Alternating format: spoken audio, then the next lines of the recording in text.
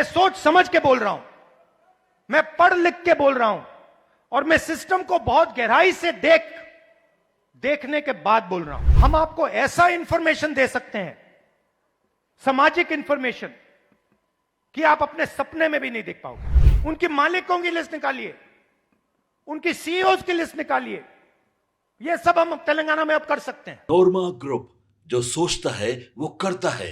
आपके अपने सपनों का आशियाना। मात्र 24 घंटे में बिहार की राजनीति में एक बार फिर से नया ट्विस्ट आ गया है। ये ट्विस्ट राहुल गांधी ने लाया है, और राहुल गांधी जैसे ही बिहार पहुंचे, उन्होंने जिस तरह की बातें की और जिस तरह की कहानी सामने नज़र आ रही है, वो साफ साफ बता रही है कि कांग्रेस कुछ अलग दिशा में सोच रही है। एक तरफ जहां एनडीए गठबंधन में अभी भी ये स्पष्ट नहीं है कि भारतीय जनता पार्टी और नीतीश कुमार के बीच में सब कुछ ठीक ठाक है, वहीं आपको बता दें कि कल ही जब मुलाकात करने के लिए राहुल गांधी के आने से ठीक पहले कांग्रेस के दो वरिष्ठ नेता, एक तो जो नए नए प्रदेश अध्यक्ष बने हैं और दूसरे विधानसभा में जो पार्टी के मुख्य कर्ता धर्ता हैं वो शकील अहमद, दोनों गए हुए थे और दोनों जाकर के मुलाकात किए। कहा यह जा रहा था कि रिश्तों में सुधार आ गया है, लेकिन अचानक से राहुल गांधी ने एक ऐसा बयान और एक ऐसा मैसेज भेज दिया है कि बदलाव करेंगे, चेहरा बदल देंगे।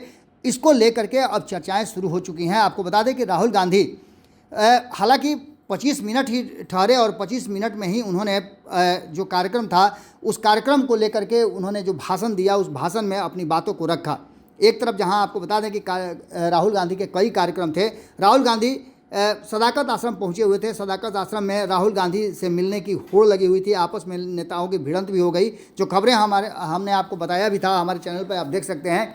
लेकिन इसी बीच में आपको बता दें कि श्री कृष्ण मेमोरियल हॉल में हॉल के निकलने के बाद राहुल गांधी सीधे बिहार प्रदेश कांग्रेस मुख्यालय सदाकत आश्रम पहुंचे। वहां पार्टी के वरीय नेताओं से और कार्यकर्ताओं से उन्होंने मुलाकात की। लेकिन इससे पहले हम आपको बता दें कि राहुल गांधी जब बेगूसराय में थे और वो भाषण दे रहे थे, उस समय उन्होंने राहुल गांधी ने कहा कि मैंने बिहार की टीम को साफ बता दिया है कि आपका काम बिहार के गरीबों का नेतृत्व करना है, आपको गरीबों दलितों के लिए आपको आगे बढ़ाना है। हम आपको राजनीति में लाकर बिहार का चेहरा बदलना चाहते हैं।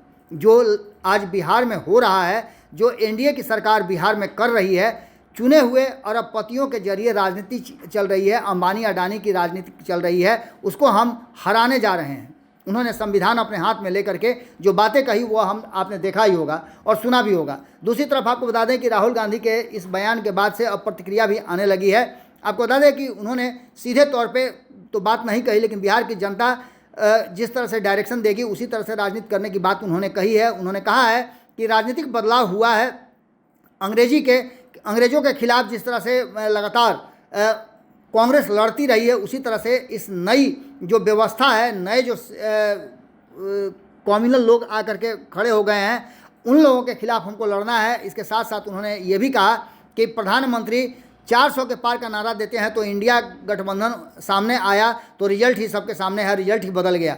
आपको बता दें कि इन सारी बातों के साथ साथ राहुल गांधी ने अपनी बातों को रखा है। उन्होंने सीधे तौर पे कहा है कि कांग्रेस पार्टी का रोल बताते हुए उन्होंने साफ तरीके से कहा है, गरीब, कमजोर, ईबीसी, ओबीसी, दलित और सामान्य लोगों को जोड़कर इज्जत देकर आगे बढ़ना ही कांग्रेस पार्टी का काम है। पहले भी कांग्रेस ये करती आई है, आगे भी कांग्रेस यही काम करेगी। उन्होंने कहा कि जिस तरह से पूरी व्यवस्था को बदलने की कोशिश की जा रही है और देश में एक अलग तरह का धारा लाया जा रहा है, उसको लेकर के उन्होंने बड़ी बड़ी बातें कही। पटना के श्री कृष्ण मेमोरियल हॉल पहुंचे राहुल गांधी, यहाँ उनका भव्य स्वागत भी किया गया। राहुल जैसे ही मंच पर पहुंचे वैसे ही समर्थक उनके समर्थन में नारे लगाने लगे, देखो देखो कौन आया, हिंदुस्तान का शेर आया के नारे लगने लगे। इसके साथ साथ आपको बता दें कि और भी कई बातें हुई। लेकिन दूसरी तरफ आपको बता दें कि राहुल गांधी की मुलाकात तेजस्वी यादव से नहीं होना, तेजस्वी यादव से बातचीत भी नहीं होना, और दूसरी तरफ चेहरा बदलने की बात कह करके कहीं ना कहीं राहुल गांधी ने एक बड़ा, कहा जाए तो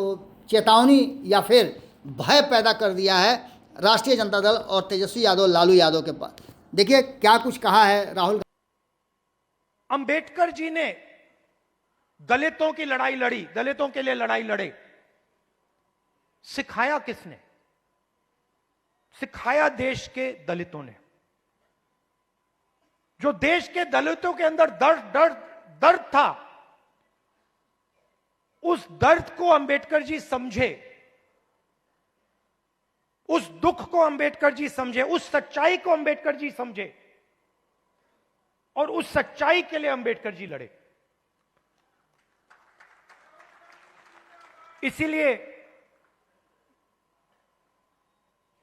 महात्मा गांधी की autobiography my experiments with truth, Mahatma Gandhi की autobiography my experiment with lies नहीं थी, जो शायद मोदी जी लिख पाएंगे। तो सच्चाई की ही लड़ाई चल रही है। और आजकल क्या हो रहा है, सच्चाई बोलना हिंदुस्तान में मुश्किल है, आसान नहीं। आप देख लीजिए, हमारी पॉलिटिक्स को देख लीजिए, पॉलिटिक्स को देख लीजिए, बड़े बड़े नेताओं को देख लीजिए, बोल नहीं पाते हैं। पूरा देश जानता है कि सच्चाई यह है, और बड़े से बड़े नेता चुप हो जाते हैं। यह पूरे देश को दिख रहा है। मगर एग्जाम्पल क्या दिया? बुद्ध भगवान ने, अंबेडकर जी, गांधी जी, इन लोगों ने एग्जाम्पल क्या दिया? डरना नहीं है, जो सच्चाई है वो देश के सामने रखनी है। और यही आप लोग कर रहे हो, यही आप लोग कर रहे हो। आप लोग डरते नहीं हो, आप लोगों को दबाया नहीं जा सकता है। आपके अंदर, खून के अंदर फूले जी, अंबेडकर जी, गांधी जी, ये सब आपके खून के अंदर हैं, और इनकी विचारधारा आपके खून के अंदर है, मेरे खून के अंदर है, और इसको कोई नहीं मिटाने जा रहा है, कोई मिटा ही नहीं सकता। मैं आपको आज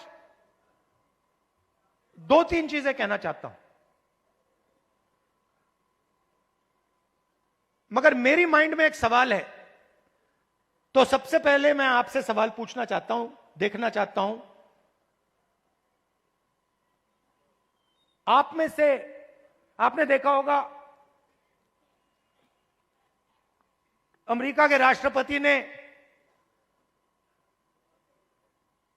स्टॉक मार्केट की धज्जियां उड़ा दी हैं, देखा होगा, देखा ना?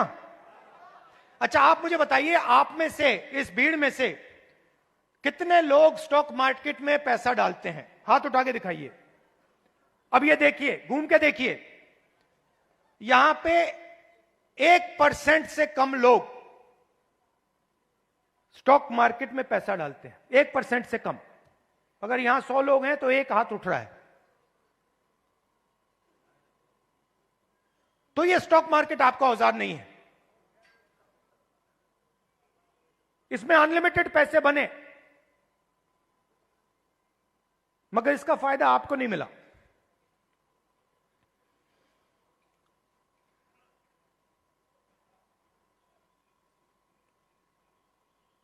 सीधी बात करूं, सीधा बोलूं, ठोक के, हमारे यहां पे केपी सिंह जी हैं, कहां हैं केपी सिंह जी? आइए आइए। केपी सिंह जी, अब गलत मत मानना जो मैं कहने जा रहा हूं। देखिए, केपी सिंह जी ने कहा, बैठिए बैठिए, आइए। केपी सिंह जी ने कहा कि मैं ऑर्थोपीडिक सर्जन हूं। कहा ना आपने? कहा। कुछ दिन पहले पार्लियामेंट हाउस में डेलीगेशन आया, वहां पे ऐसे ही एक व्यक्ति ने मुझे कहा, मैं आईआईटी का प्रोफेसर हूं। और मैंने उससे यही कहा कि देखिए, मैं कुछ कहना चाहता हूं मगर शायद आपको अच्छा ना लगे, इजाजत है? उन्होंने कहा हां, कह दीजिए। और वही मैं आपसे इजाजत लेना चाहता हूं, इजाजत है? देखिए,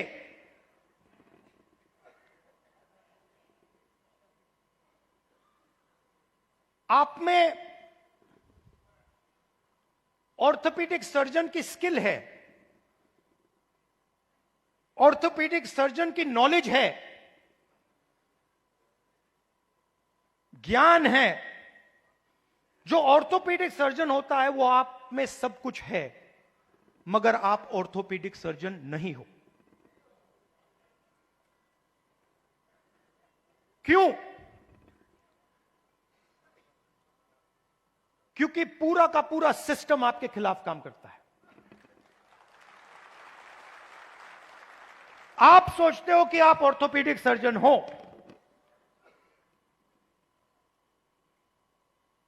मगर आप अस्पताल को कभी नहीं चला पाओगे। आपको चलाने नहीं दिया जाएगा, कभी नहीं चलाने दिया जाएगा।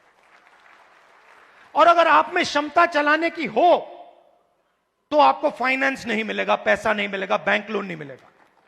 और अगर आपने बैंक लोन ले लिया और आपने अस्पताल भी शुरू कर दिया, तब ब्यूरोक्रेसी आपको रोकने की कोशिश करेगी।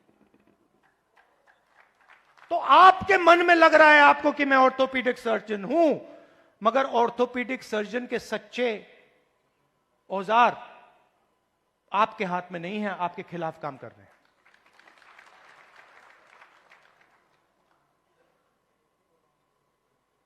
डेलीगेशन में दलित प्रोफेसर ने मुझे कहा कि मैं आईआईटी प्रोफेसर हूं। मैंने उनसे कहा नहीं भैया, आईआईटी प्रोफेसर की पूरी क्वालिफिकेशन आप में है,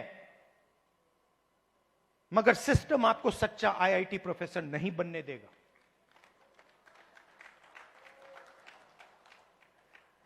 और यह सच्चाई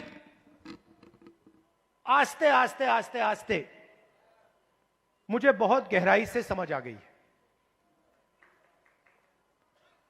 इस देश में अगर आप दलित हो,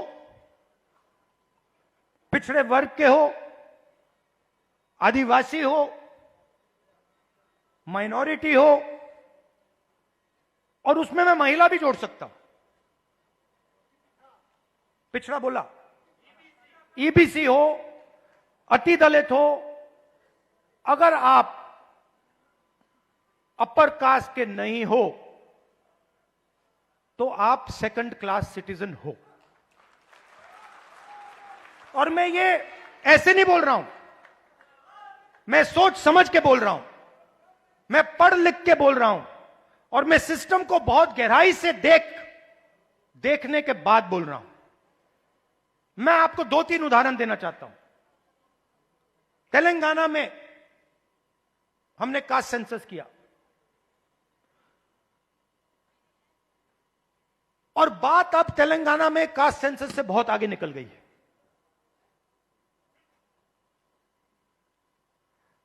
तेलंगाना में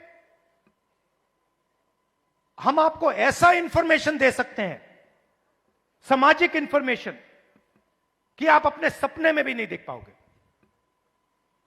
वो कैपेबिलिटी अब तेलंगाना की सरकार के हाथ में है। मैं आपको आज स्टेज से बता सकता हूं कि अगर आप तेलंगाना में देखें और उन लोगों की लिस्ट निकालें जिन्होंने बैंक लोन लिया है, सरकारी बैंक लोन, सरकारी बैंक से लोन या प्राइवेट बैंक से लोन, उस लिस्ट में आपको ना एक ओबीसी मिलेगा, ना एक ईबीसी मिलेगा, ना एक दलित मिलेगा, ना एक आदिवासी मिलेगा। तेलंगाना की सबसे बड़ी कंपनियों की आप लिस्ट निकालिए, उनके मालिकों की लिस्ट निकालिए, उनकी सीईओज की लिस्ट निकालिए। यह सब हम तेलंगाना में अब कर सकते हैं। उनकी मैनेजमेंट टीम की लिस्ट निकालिए, आप हैरान हो जाओगे।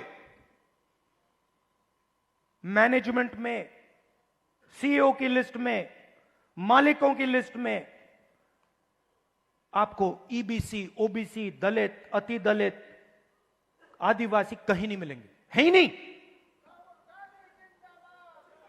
मैं आपसे नहीं कह रहा हूं कि 5% हैं, मैं आपसे नहीं कह रहा हूं कि 5% हैं, 0 है, 0 है ही नहीं। और आप दूसरे तरफ मजदूरों की लिस्ट निकालो, जो 21वीं सदी के नए मजदूर बने, गिग वर्कर्स, जो उबर चलाते हैं, जो 21वीं सदी की मजदूरी करते हैं, उनकी लिस्ट निकालो। 90% से ज्यादा, 95% दलित, पिछड़ा वर्ग, ईबीसी, आदिवासी, डोमेस्टिक सर्वेंट्स की लिस्ट निकालो। दलित, ओबीसी, ईबीसी, आदिवासी, अति दलित।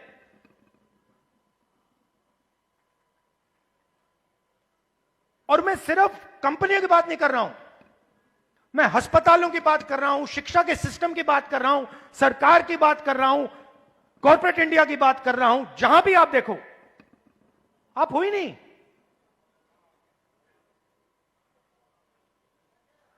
और तेलंगाना में अब वो पूरा का पूरा डेटा हमारे हाथ में है, जो नरेंद्र मोदी जी आपके हाथ नहीं डालना चाहता है। इसीलिए आपने देखा कि जैसे ही हमें वो डेटा दिखा, हमने रिजर्वेशन को बढ़ा दिया।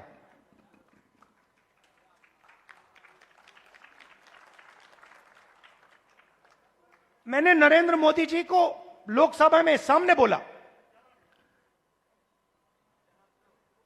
ये जो फेक दीवार बना रखी है 50% रिजर्वेशन की, इसको अगर आप नहीं तोड़ोगे तो हम इसको तोड़ के गिरा के फेंक देंगे।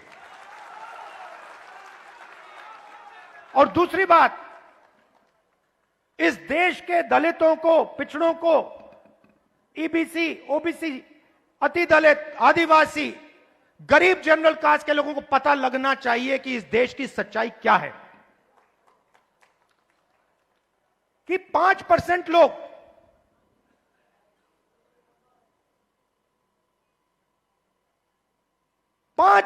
लोग इस पूरे के पूरे देश को चला रहे हैं।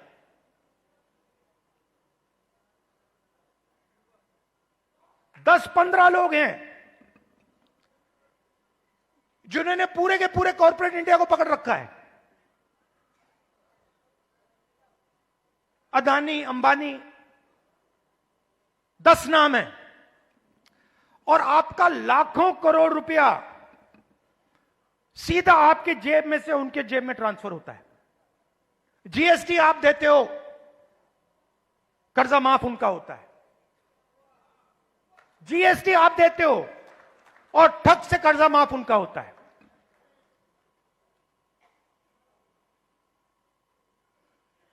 आप स्कूटर में पेट्रोल भरते हो, पैसा उनके जेब में जाता है। आप अपने बच्चों को कॉलेज यूनिवर्सिटी भेजते हो, पैसा उनके जेब में जाता है। आप बीमार होते हो, पैसा उनके जेब में जाता है। तो आप सबको घेर के रखा हुआ है। इसलिए आपसे सांस नहीं ली जा रही है।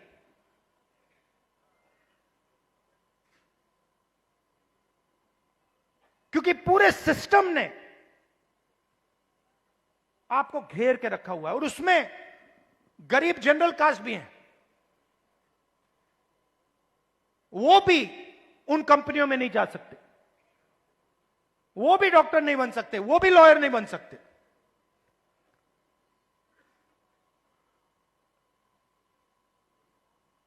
मैं छोटा सा उदाहरण देता हूं आपको। सुल्तानपुर में मैं गया, वहां पे चेतराम मोची जी हैं। पता नहीं आपने वीडियो देखा नहीं देखा? देखा था? तो मेरी दोस्ती हो गई उनसे। मैंने गाड़ी रोक दी, मैं वहां जाके बैठ गया। मैं आपको बताना चाह रहा हूं कैसे फंसाया गया है, किस प्रकार से फंसा के रखा हुआ है। मैं गया, 40 मिनट में उनके साथ बैठा। मैंने देखा कि हुनर की कोई कमी नहीं है।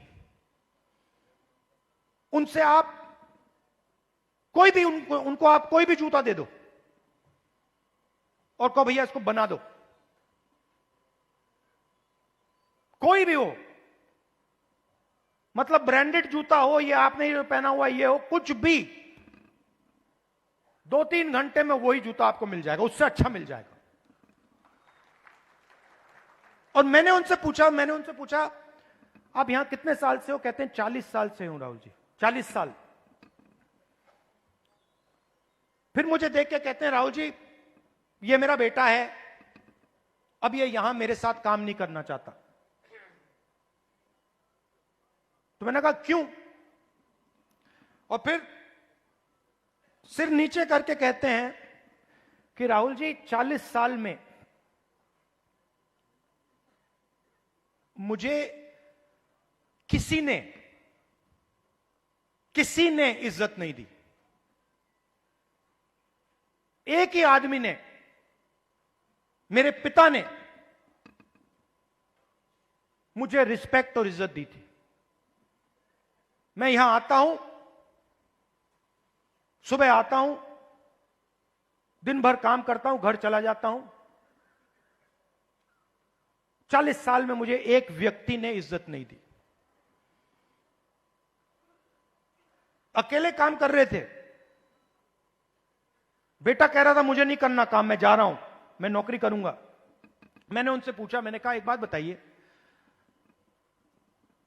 अगर आप अपने काम को थोड़ा इंप्रूव करना चाहते हो तो आप क्या कदम लोगे?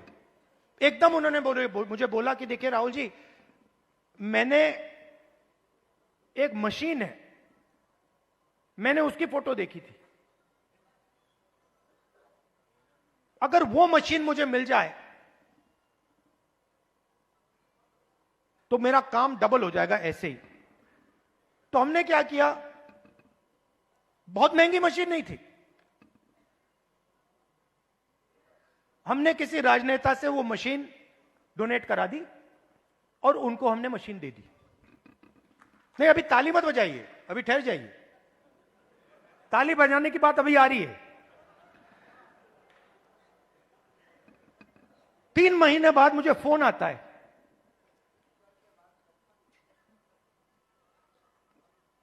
चेतराम मोची जी कहते हैं राहुल जी मैं बड़ा खुश हूं। मैंने कहा क्यों? कहते हैं राहुल जी मेरी अब 2 दुकानें हैं,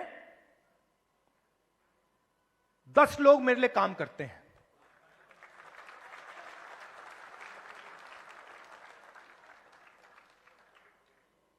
दस लोग मेरे लिए काम करते हैं, मेरी 2 दुकानें हो गई हैं। मुझे लग रहा है इस मशीन से कि मैं 4-5 दुकानें खोल पाऊंगा। अब चेतराम मोची ने मुझे एक और बात बोली। जब मैं उनके साथ बैठा था, मुझे बोला राहुल जी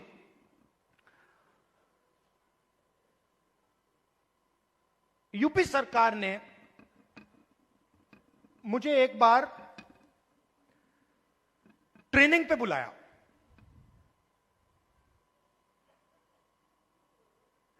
उनकी योजना थी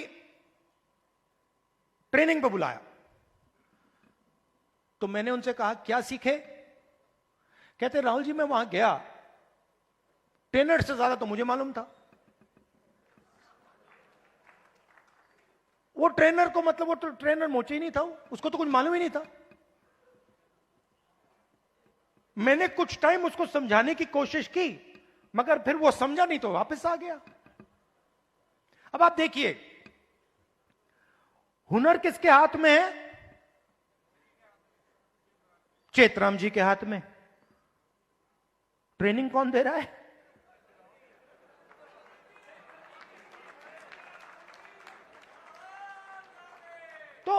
तो बात समझिए क्यों?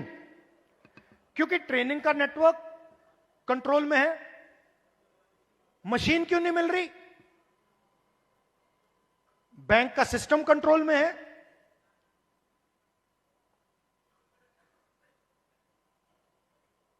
ट्रेनिंग क्यों नहीं हो रही? क्योंकि चेतराम जी ट्रेनिंग के सिस्टम में ही नहीं है। जिसके पास हुनर है, जिसके पास ज्ञान है, वो ट्रेनिंग करा ही नहीं रहा है। तो मैंने क्या किया, इससे मैंने क्या सीखा? मैंने तेलंगाना के चीफ मिनिस्टर को चिट्ठी लिखी और मैंने उनको सुझाव दिया। मैंने कहा कि देखिए, ये पता लगाइए ये आप कर सकते हैं या नहीं। आईटीआई के सिस्टम में क्या होता है? ट्रेनिंग होती है, बढ़ई की ट्रेनिंग होती है, प्लम्बर की ट्रेनिंग होती है, मोची की ट्रेनिंग होती है, कुम्हार की ट्रेनिंग होती है, ये सब ट्रेनिंग होती है। तेलंगाना में मैंने चीफ मिनिस्टर को सुझाव दिया कि आप ऐसे कीजिए, आप सर्टिफिकेशन सेंटर बनाइए। तेलंगाना में लाखों मोची हैं, नेटवर्क है मोची का, उस नेटवर्क के अंदर हुनर है, कैपेबिलिटी है। मैंने चीफ मिनिस्टर से कहा कि ट्रेनिंग इनसे करवाइए। तो हजारों मोची, जो गुरु शिष्य की परंपरा है हिंदुस्तान में, हजारों मोची ट्रेनिंग कराएंगे, सर्टिफिकेशन सरकार करेगी। और जब एक मोची ट्रेनिंग करेगा और उसका शिष्य सर्टिफिकेशन पाएगा, तो मोची के बैंक अकाउंट में सीधा सरकार पैसा डालेगी। तो मेरा कहना है, सवाल पूछता हूं आपसे, बढ़इयों के लिए हिंदुस्तान में बैंक क्यों नहीं है? मोचियों के लिए हिंदुस्तान में बैंक क्यों नहीं है? बढ़इयों का अपना ट्रेनिंग सेंटर क्यों नहीं है? हुनर तो उनके पास है। तो जाति जनगणना जो हमने तेलंगाना में किया है, वो विकास के सिस्टम को ही बदलने जा रहा है। क्योंकि हम 21वीं सदी में जी रहे हैं।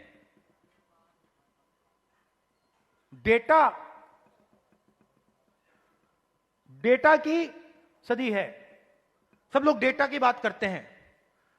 तेलंगाना में हमारे पास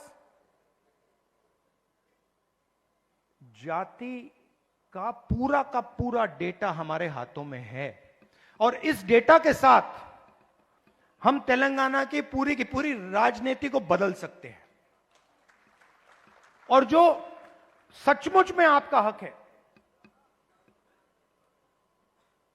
जाति जनगणना के माध्यम से वो हम आपको दिलवा सकते हैं।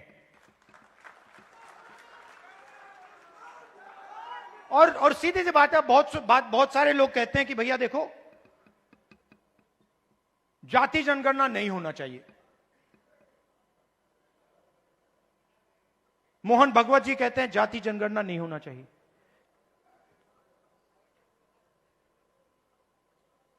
अगर आपको चोट लगती है, आप अस्पताल जाते हो, कभी आपसे डॉक्टर कहता है भैया एक्सरे मत करो। एक्सरे से कोई नुकसान थोड़ी होता है, एक्सरे से सच्चाई पता लगती है। वो ही हम कर रहे हैं। एक प्रकार से हम सामाजिक एक्सरे कर रहे हैं कि भैया सच्चाई क्या है, किसके पास कितना धन है, कौन कहां बैठा है, ब्यूरोक्रेसी में कितने लोग हैं, गरीब लोग कितने घुस पा रहे हैं, कौन सी जात के लोग कहां घुस रहे हैं, कहां जा रहे हैं, किन लोगों को कैसे रोका जा रहा है, ये सब जाति जनगणना से मिल जाएगा। तो ये एक क्रांतिकारी कदम है, क्रांतिकारी कदम है। इसीलिए आरएसएस और बीजेपी इसको रोकना चाहते हैं, और इसको अब दुनिया की कोई शक्ति नहीं रोक सकती है। बिहार में कांग्रेस पार्टी का मैं आपको रोल बताता हूं। देखिए,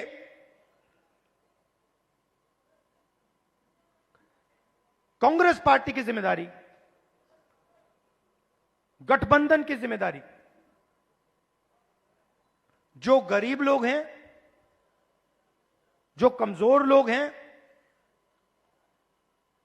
ईबीसी, ओबीसी, दलित, महादलित, गरीब जनरल कास्ट के लोग, इन सब को जोड़कर, इन सबको जगह देकर, इज्जत देकर, रिस्पेक्ट देकर आगे बढ़ने का काम कांग्रेस पार्टी का है। और मैं आपसे पहला व्यक्ति हूंगा जो आपसे कहेगा कि कांग्रेस पार्टी ने जो पहले काम करना चाहिए था, जिस गति से काम करना चाहिए था, जिस मजबूती से बिहार में काम करना चाहिए था, वो हमने नहीं किया। और हम अपनी गलती से समझे हैं और अब हम बिना रुके पूरी शक्ति के साथ जो बिहार के कमजोर लोग हैं, बिहार के गरीब लोग हैं, छोटी जात, छोटी अलग अलग जो ओबीसी, ईबीसी, दलित, महादलित के लोग हैं, उन सब को हम लेकर एक साथ हम आगे बढ़ेंगे। कुछ दिन पहले हमने अपने डिस्ट्रिक्ट प्रेसिडेंट्स चुने और मैं ये नहीं कहूंगा कि ये बहुत बड़ा कदम है, मगर ये एक जरूरी कदम है। पहले हमारे डिस्ट्रिक्ट प्रेसिडेंट्स की लिस्ट में 2/3 अपर कास्ट के लोग थे। अब हमारी नई डिस्ट्रिक्ट प्रेसिडेंट्स की लिस्ट में 2/3 ईबीसी, ओबीसी, दलित, पिछड़ा वर्ग, माइनॉरिटी के हैं। और अगर आप हमारे वर्किंग प्रेसिडेंट्स को देखें तो यह बात और भी गहराई से हुई है। मैंने और खारगे जी ने बिहार की टीम को साफ बता दिया है कि आपका काम बिहार के गरीब जनता की रिप्रेजेंटेशन का काम है। आपका काम दलितों, ईबीसी, ओबीसी, गरीब जनरल कास्ट, महिलाओं को जगह देने का काम है और आपको यह काम बिना झिझके, बिना डरे यह काम पूरा करना है। हम राजनीति में आपके लिए दरवाजा खोलना चाहते हैं। आपके युवाओं को हम राजनीति में लाकर, आपको हम राजनीति में लाकर बिहार का चेहरा बदलना चाहते हैं।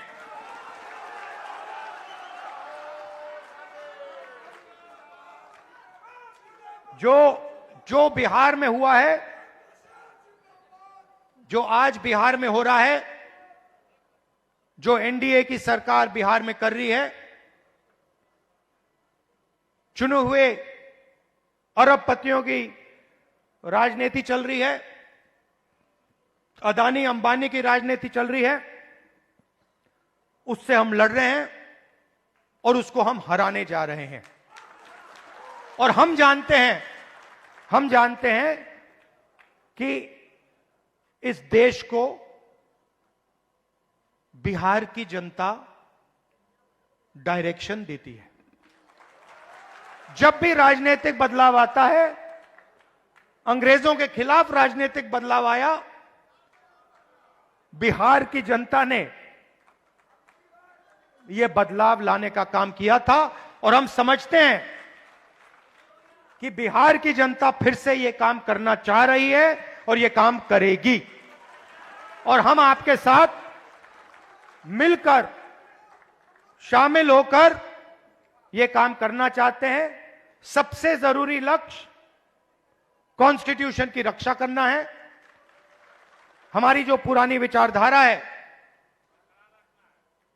बिल्कुल मतलब ऐसे, और जो इसके सामने आएगा, आपने देखा होगा पहले नरेंद्र मोदी, उनकी पार्टी कह रहे थे 400 पार, देखा आपने 400 पार। उसके बाद कांग्रेस पार्टी इंडिया गठबंधन सामने खड़ा हुआ और फिर मोदी जी जब पार्लियामेंट आई यूं किए कि मैं बदलूंगा नहीं इसको। तो कॉन्स्टिट्यूशन ने और आपने कॉन्स्टिट्यूशन को बचाने का काम किया, इसके लिए मैं आपको दिल से धन्यवाद करता हूं। और जहां भी देखिए, और जहां भी मेरी जरूरत होगी, बिहार के कोने कोने में, हिंदुस्तान के कोने कोने में आप मुझे बुलाओ, मैं हाजिर हो जाऊंगा। आपकी लड़ाई मेरी लड़ाई है।